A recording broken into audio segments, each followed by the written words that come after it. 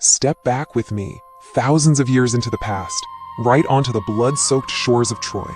We're going to explore a story today that has literally echoed through millennia.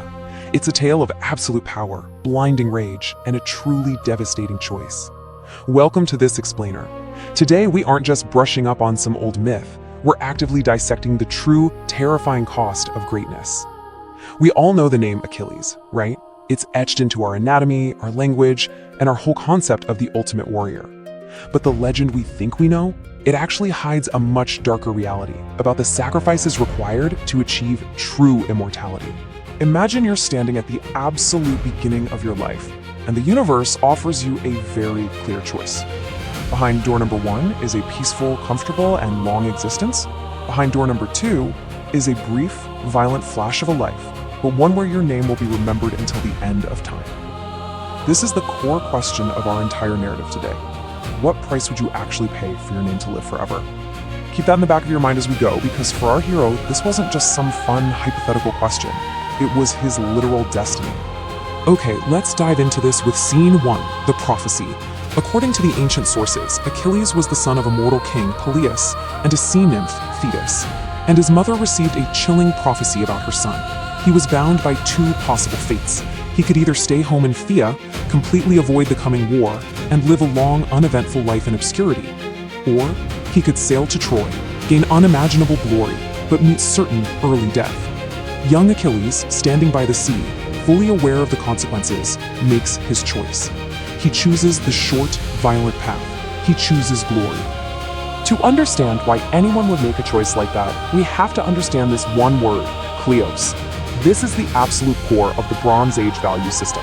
For ancient Greek heroes, as the texts clearly show us, the ultimate aim wasn't just to be famous for the sake of it. It was to reach a blissful state of immortalization after death. You essentially became godlike in the memories of the living. Achilles didn't just stumble into a war. He consciously hacked his way through the battlefield to secure this kleos. It was basically the operating system of his entire universe. That brings us to Scene 2, the greatest warrior. Fast forward a bit, and the massive Achaean armada, a truly legendary coalition of Greek forces, sets sail for Troy. And at the absolute tip of this spear is Achilles. The energy here is just electric. He's not just a soldier, he's a force of nature arriving on the shores of Iliad. Let's look at how this legend was actually built. The sources tell us he was educated in both the medical and martial arts by Chiron, the most righteous of the centaurs. He commands the Myrmidons, which was a terrifying mythical tribe of warriors arriving at Troy with a massive fleet of 50 ships. I mean, he's basically a one-man army. When the Greeks accidentally land in Mysia, Achilles effortlessly defeats their ruler, King Telephus, dealing him a wound so severe that an oracle literally declares only the one who wounded him can heal him. Achilles is so dominant that kings celebrate just being in his presence, and the entire ancient world quickly learns to fear his name. He is, for all intents and purposes, invincible. Moving into Scene 3, Pride Before War. But as we often see in history, the greatest threats to an army rarely come from the enemy camp. They come from within. The Homeric epic, the Iliad, actually only covers a few weeks of this brutal decade-long war, and it starts right here, with a massive bruising of egos and a brewing internal conflict. The Greek commander, King Agamemnon, is forced to give up his own war prize, and in a devastating display of pure arrogance, he demands Achilles' captive, Briseis, as compensation. Now, you might be thinking, well, it's just a dispute over plunder. But looking closely at the source material, this is a total destruction of Achilles' Kilios. Briseis was the physical symbol of his hard-earned honor. By taking her, Agamemnon defies divine law, and completely negates the entire heroic value system they are all supposedly fighting for. If honor can just be stolen by a petty king, then Achilles' choice to die young means absolutely nothing. So in profound disgust, the greatest warrior lays down his sword and just refuses to fight. Silence. Without Achilles, the massive roar of the Greek offensive just grinds to a devastating halt. The consequences of this are immediate and they are brutal. Zeus turns the tide of the war, and the Greeks begin to fall. Scene 4, the fall of Patroclus. The atmosphere in the Greek camp turns incredibly tense and heavy at this point. The Trojans, who are led by their own greatest warrior, the noble prince Hector, break right through the defenses. They push the Greeks all the way back to the beaches and start assaulting the ships. The Greek forces are literally on the verge of absolute destruction. Enter Patroclus. The sources really highlight him as Achilles' dearest companion, raised alongside him since childhood. Patroclus just cannot bear to watch the slaughter of his allies anymore. He approaches Achilles weeping and begs for a compromise. He asks to wear Achilles' divine armor and lead the Myrmidons into battle, hoping the Trojans will mistake him for Achilles and fall back in terror. It's a desperate, brilliant bid to inspire the army and save the ships. Achilles agrees, but he specifically warns Patroclus to only drive them from the ships and go no further. But you know how it is, the adrenaline of battle takes over. Patroclus pushes the Trojans back, fighting magnificently, but he goes too far. Hector strikes.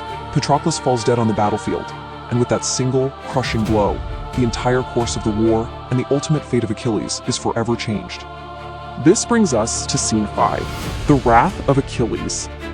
If you thought Achilles was dangerous before, trust me, it was nothing compared to this. The warrior who cared about rules and honor, he's gone. What replaces him is a force of dark, terrifying, entirely unquenchable vengeance. Now, what's really interesting here is the sheer unprecedented rawness of his grief. The texts describe a man who is utterly broken. When he hears the news, the steadfast Achilles completely collapses.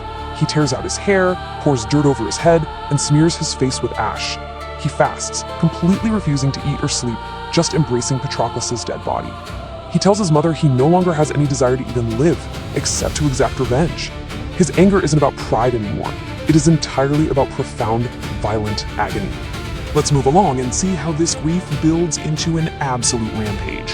His mother, Thetis, brings him new, divine armor, forged by the god Hephaestus himself.